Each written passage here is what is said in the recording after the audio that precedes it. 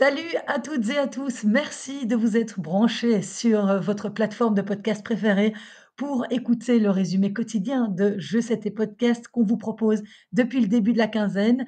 Décryptage qui ne serait pas aussi riche et précis sans l'aide de David Dessouroux, journaliste et statisticien tennistique à 16 heures, qui m'apporte plein de données intéressantes depuis le début de la quinzaine.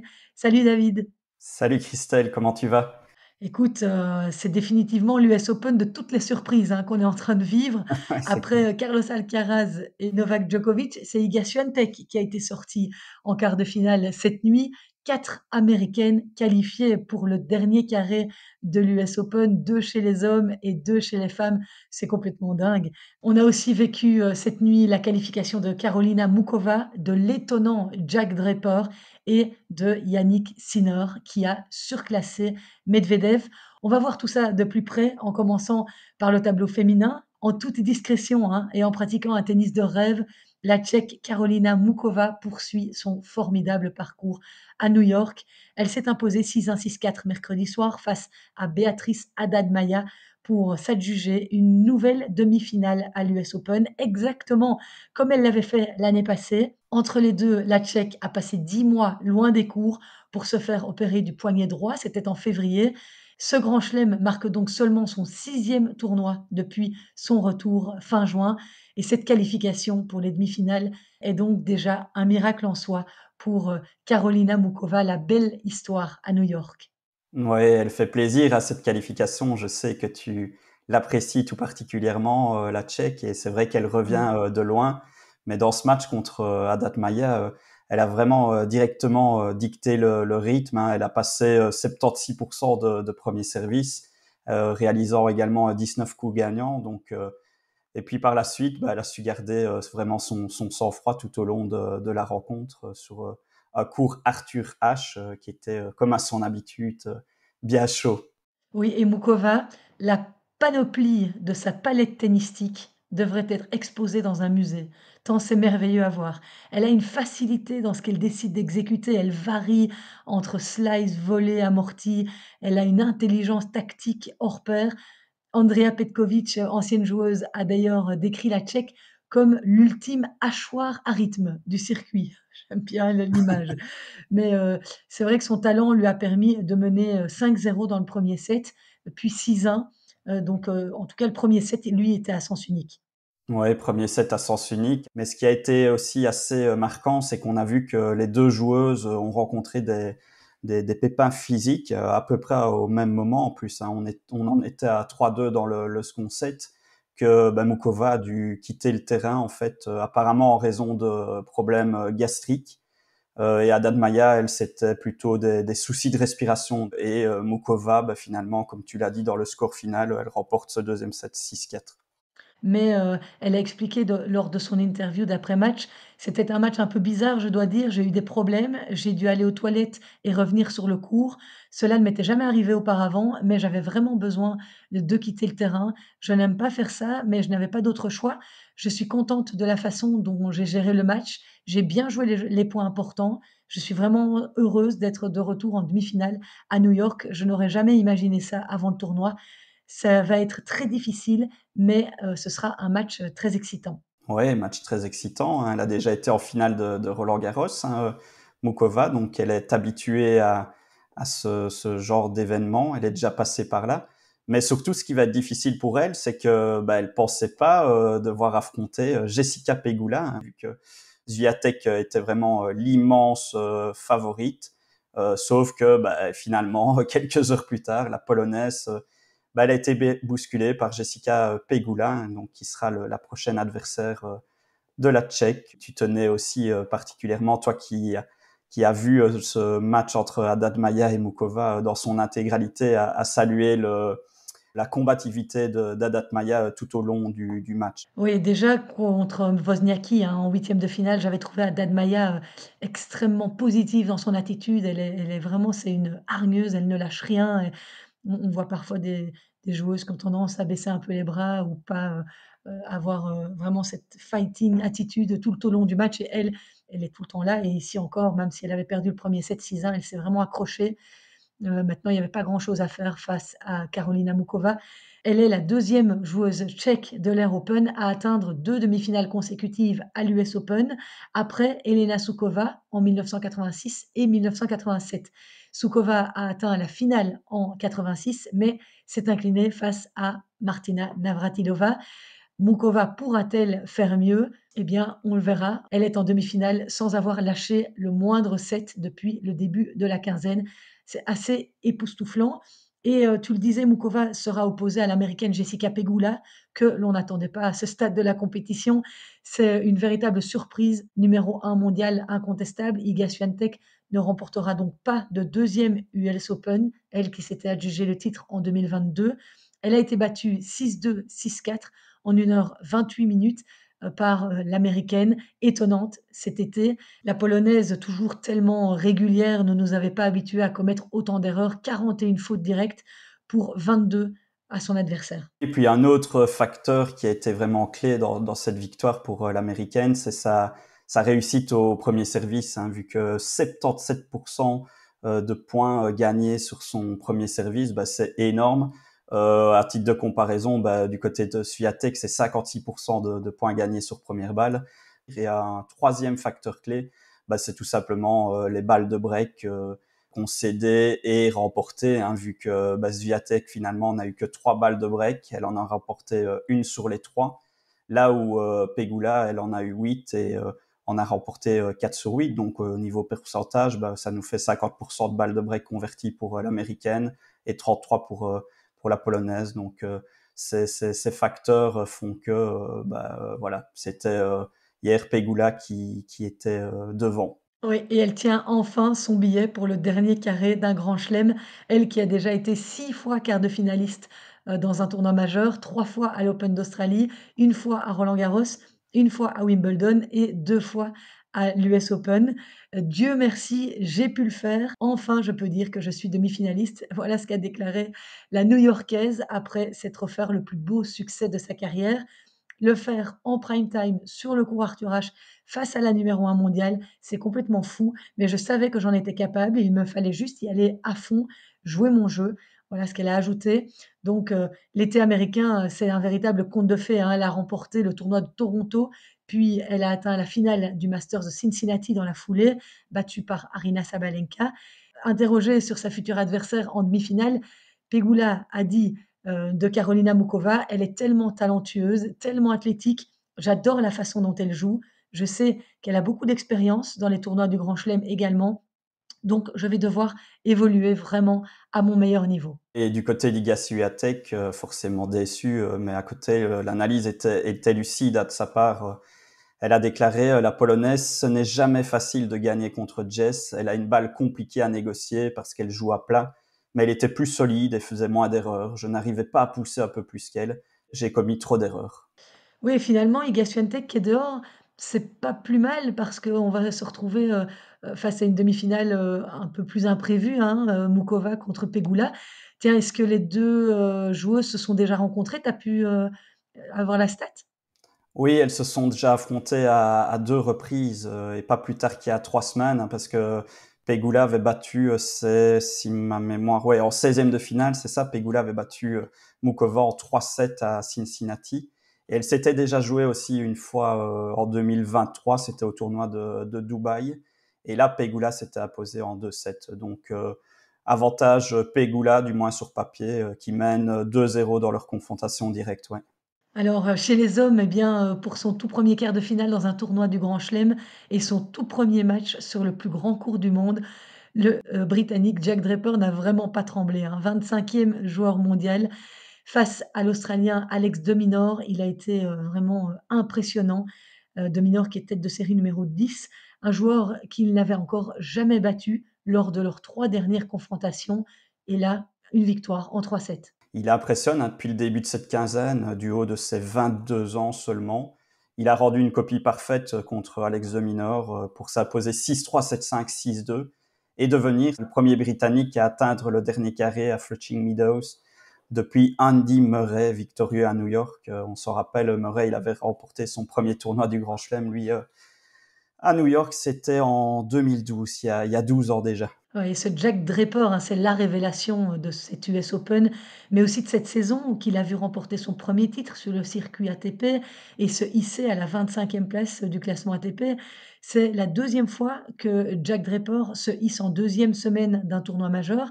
Déjà à l'US Open l'année passée, il s'était qualifié pour les huitièmes de finale en battant notamment Hubert Hurkacz. Oui, et pour revenir à son match face à Dominor, ce qui a été assez impressionnant, c'est que il a su gérer vraiment ses émotions hein, du début à la fin. Il était dans la zone, comme on dit dans ces cas-là. Et pourtant, il a eu pas mal de balles de break non converties. Donc, malgré ses échecs, entre guillemets, il a su avancer point par point. Et il a fait preuve d'une insouciance assez incroyable dû à son jeune âge et à côté, par contre, il a aussi fait preuve d'une grande maturité. Donc, c'était une copie parfaite, ou presque en tout cas. Il est resté extrêmement concentré sur son plan de jeu. Il était très à l'aise sur le court. On n'aurait jamais cru qu'il disputait son premier quart de finale, tant il a géré les choses mentalement. Il a joué intelligemment, tactiquement aussi, en variant beaucoup les trajectoires, les effets, les vitesses de balle. À noter que Jack Draper a dû appeler le kiné, hein, au début du deuxième set pour se faire strapper la cuisse droite.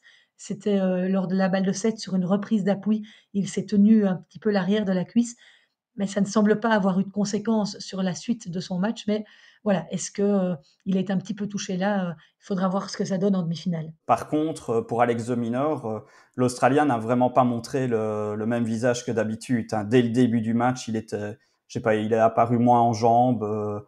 Lui qui d'habitude, hein, on sait que en termes de vitesse de déplacement, il excelle. Là, on ne l'a pas trop senti en Ouais. confiance.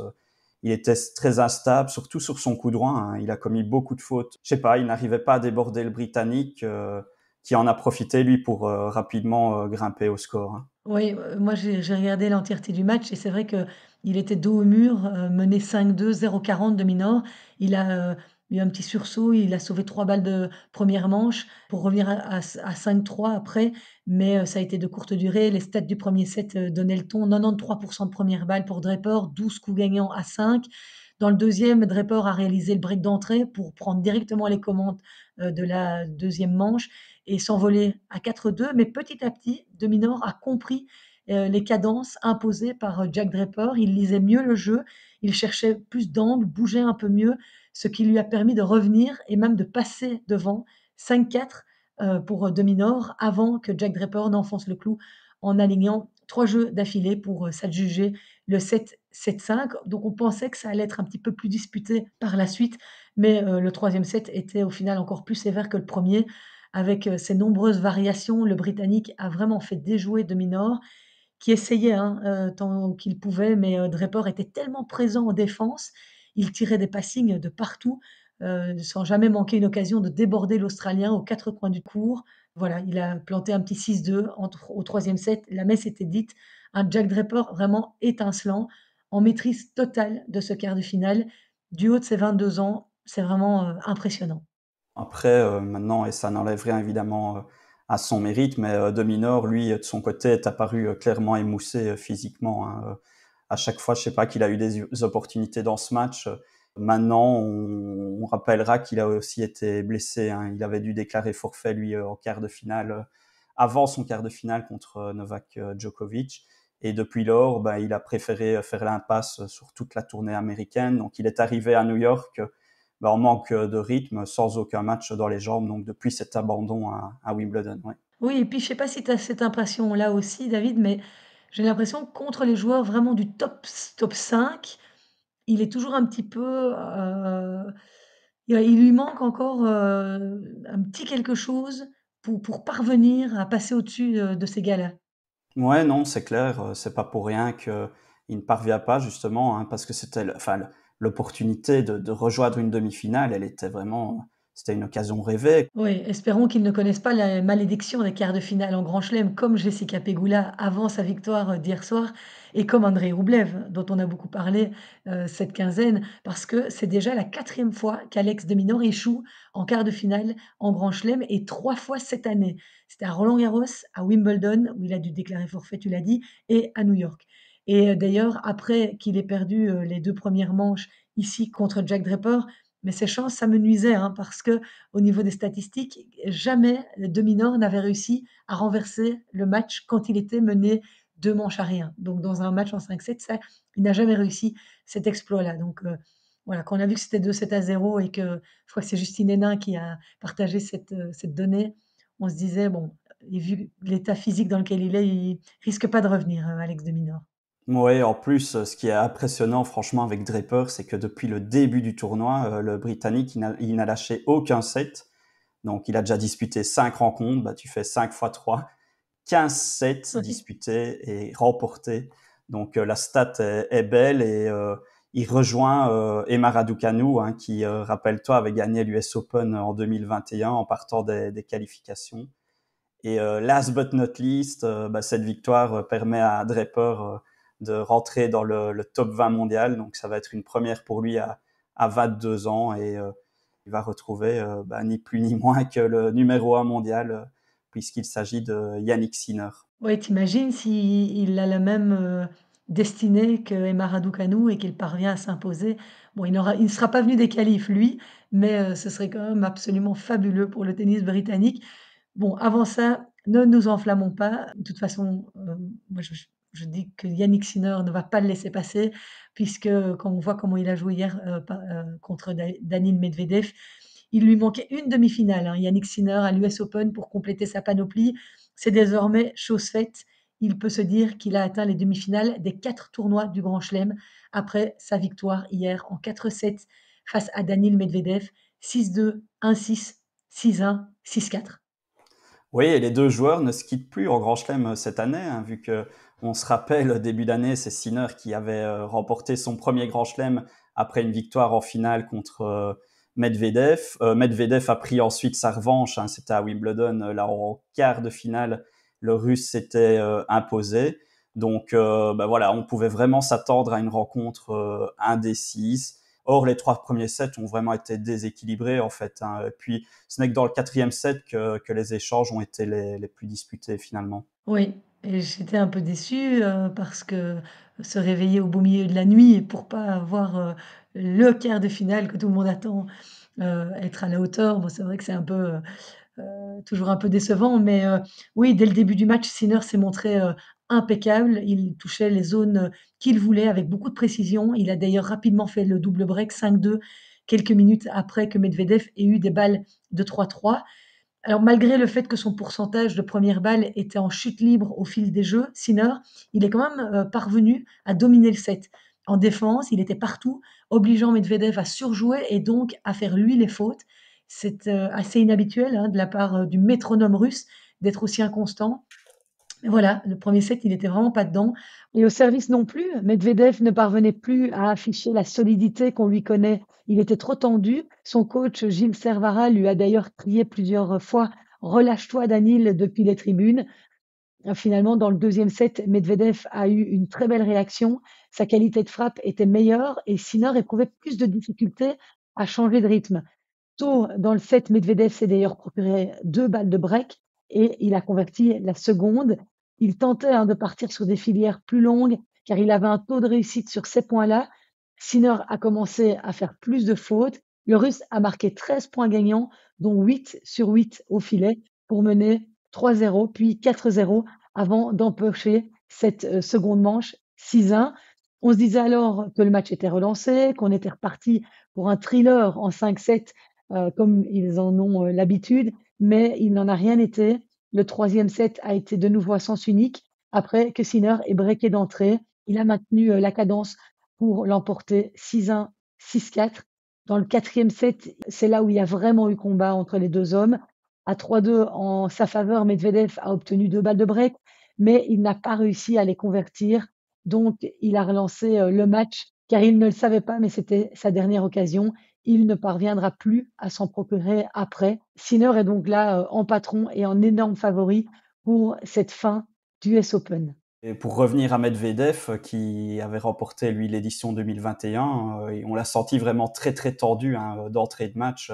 D'ailleurs, il a commis beaucoup trop de fautes directes, 57 au total. Donc, avec autant de fautes, espérer réellement inquiéter le numéro 1 mondial, c'est compliqué. D'autant plus que ce que j'ai aimé chez Yannick Sinner, c'est que bah, il a travaillé manifestement là-dessus parce que il nous a fait même des montées au filet, l'Italien. Hein. On a l'habitude de le voir faire des gauches-droites du fond du court et envoyer des parpaings, mais il sait aussi monter et finir le poids au filet. Écoute, il est monté 33 fois au filet et 28 fois sur les 33, il a gagné le point. Donc, et d'ailleurs, il est revenu après le match sur ses montées au filet, Sinner, et voilà ce qu'il a dit. Nous avons travaillé très dur sur cet aspect du jeu. J'ai essayé de faire service volé à quelques reprises, histoire de semer aussi le doute dans son esprit. Donc ça, je trouve vraiment intéressant. Il a travaillé aussi sa montée au filet pour aussi, au niveau de cette partie de son jeu, l'améliorer. Donc, chapeau, quoi. Il va devenir encore un joueur bien plus complet que ce qu'il est déjà. Et autre petite stat, Sinner, il est devenu le 3e Italien à atteindre les demi-finales de l'US Open. Après, et là j'ai découvert qui était Corrado Barazzuti. Corrado Barazzuti a atteint les demi-finales de l'US Open, c'était en 1977. Donc là, je n'étais pas né et je ne connaissais pas, j'avoue, Corrado Barazzuti. Donc c'est bien. La Je connais préparation, Claude Barzotti. oui, oui. Donc la préparation de ce live m'aura fait découvrir et connaître un nouveau joueur. Donc par contre le deuxième, ça, il n'y a pas eu de souci pour moi. Matteo Berrettini, hein, en 2019, avait lui aussi atteint les demi-finales de cette US Open. Non. Le beau Matteo Berrettini. Quand on l'appelle, on doit dire le beau Matteo. Le beau Matteo Berrettini, oui, il a effectivement son petit succès auprès des femmes. Il a l'air en tout cas de ne pas te laisser insensible, Christelle. Et de son côté, Medvedev, sans remettre en doute les qualités de son adversaire, était mécontent de son niveau de jeu. Il a dit qu'il avait eu beaucoup trop de hauts et de bas. J'ai vraiment fait un mauvais, affreux même premier set, pire que le troisième, mais j'ai su régler mes problèmes petit à petit pour prendre le deuxième set. Ça, c'était positif. Le négatif, c'est que je n'ai pas réussi à maintenir ce niveau. Par contre, Medvedev reste toujours devant hein, dans leur confrontation directe, puisqu'il mène 7-6, mais il a perdu 6 des 7 derniers affrontements avec Sinner. Oui, désormais seul joueur parmi les 4 demi-finalistes à avoir déjà disputé une finale de Grand Chelem. Bah, Yannick Sinner, comment dire le contraire, est incontestablement, Christelle, le grand favori hein, pour remporter son deuxième titre en Grand Chelem. Le deuxième de l'année aussi, vu que le premier, on l'a déjà dit, mais a été décroché début de cette année en Australie. 33 victoires sur dur, 21 succès en Grand Chelem, soit 2 records à nouveau chez les hommes cette année, renforce un peu plus ce constat comme quoi Sinner est bien parti pour succéder à Novak Djokovic. Oui, c'est clair qu'il est bien parti. Et alors, on va terminer, David, sur cette petite info belge. Notre compatriote Eline Van Drome, hein, qu'on suit depuis le début de la quinzaine, elle s'est malheureusement inclinée hier au stade des huitièmes de finale de l'US Open Junior. Elle a été battue en 3-7 par l'américaine Annika Penikova, 6-7, 6-4, 6-3. Par contre, elle est toujours en lice dans le tableau du double jeune fille. Elle a eu l'occasion de prendre sa revanche face aux sœurs Penikova en quart de finale. La Belge de 16 ans, associée à la Bulgare Iva Ivanova, affrontera les Tchèques Krychkova et Tchitchakova. Quelle prononciation du tchèque, Christelle, tu m'impressionnes. Hein. Puis pour être tout à fait complet, bah, au programme ce soir, place aux demi-finales dames. Hein, ce sera en night session sur le court Arthur H. La première night session opposera Emma Navarro à Arina Sabalenka. Et ce match sera suivi de la rencontre entre Jessica Pegula et Carolina Mukova. Donc au programme du jour, vraiment finale du double mix, 2 demi-finales double messieurs. Et puis les dames qui clôtureront cette belle soirée qu'on espère en tout cas belle sur le court Arthur Ashe. Ouais, et les demi-finales, messieurs, bien sûr, se joueront vendredi soir à New York, donc la nuit pour nous, Yannick Sinner face à Jack Draper et Taylor Fritz face à Frances Tiafoe, le gros choc 100% américain. Alors, moi, je vous donne rendez-vous ce vendredi matin pour débriefer les demi-finales dames, mais je serai malheureusement seul, David, car c'est aujourd'hui qu'on se quitte, puisque tu es parti pour le week-end. Tu ne reviendras pas à ce micro avant la fin du tournoi. Après ça, je vous retrouverai également lundi pour un podcast sur l'issue de cette US Open. Mon invité à cette occasion sera un coach qui est rentré de New York il y a peu, Xavier Moreau, ancien coach de Benoît Paire et nouvel associé de Philippe Dehaze pour accompagner Grete Minen. Philippe nous avait expliqué hein, dans un podcast il y a une quinzaine de jours que Xavier était parti aux États-Unis avec Grete pour, essayer de voir ce que la collaboration donnait. Eh bien, ça a été, fructueux et donc ils continuent ensemble et ce lundi, eh bien, ce podcast sera enregistré depuis Bologne où je serai toute la semaine pour suivre notre équipe belge de Coupe Davis. Je fais le trajet ce week-end, donc impossible de vous proposer un débrief des demi-finales, messieurs, mais on se retrouvera pour parler de tout ça lundi. Voilà, donc merci beaucoup David d'avoir été avec moi pendant, ces 15 jours, d'avoir abattu tout ce travail. J'espère que, tu as apprécié, j'espère que nos auditeurs aussi ont apprécié, tout ce qu'on vous a proposé au quotidien.